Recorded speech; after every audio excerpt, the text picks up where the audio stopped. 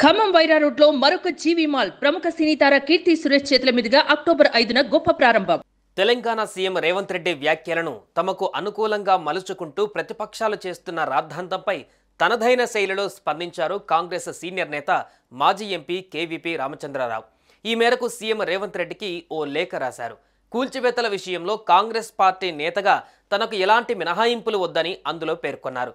సాధారణ పౌరుడి విషయంలో చట్టం ఎలా ఉంటుందో అలాగే వ్యవహరిస్తే చాలన్నారు. తన ఫామ్ హౌస్కు హైడ్రా అధికారులను పంపించాలని, ఎఫ్టీఎల్ లేదా బఫర్ జోన్లో నిర్మాణం ఉంటే తానే తన సొంత ఖర్చులతో కూల్చివేయిస్తానని, పార్టీకి చెడ్డ పేరు వస్తే తన కాంగ్రెస్ రక్తం సహించదని అన్నారు.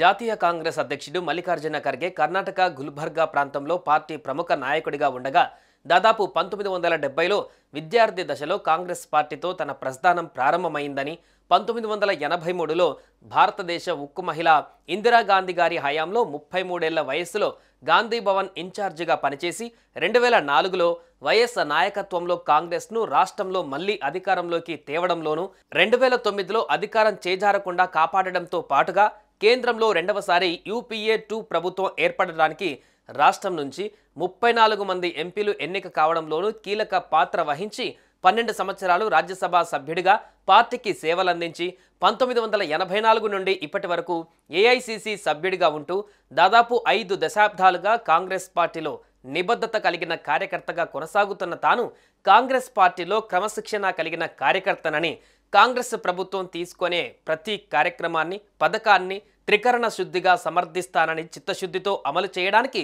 శాయశక్తులా కృషి చేస్తానని, అలాంటి తాను ఈరోజు ఒక కాంగ్రెస్ ముఖ్యమంత్రికి చెప్పవలసి రావడం బాధాకరమే అయినా తప్పడం లేదని కేవీపీ లేఖలో పేర్కొన్నారు. అజీజ్ నగర్లో తన కుటుంబ సభ్యులపైన ఉన్న ఫామ్ హౌస్ విషయంలో విపక్షాలు తనను ఓ పావుగా వాడుకోవడం బాధ కలిగిస్తుందన్నారు.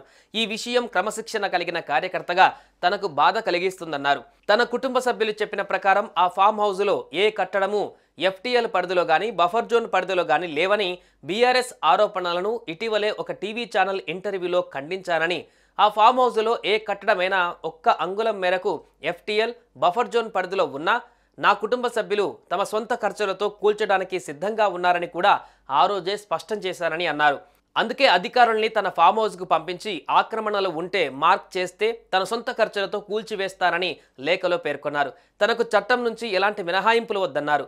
కేవీపీ లేఖతో తెలంగాణ ప్రభుత్వం ఏ నిర్ణయం తీసుకుంటుందన్న ఆసక్తి ఇప్పుడు ఏర్పడుతోంది.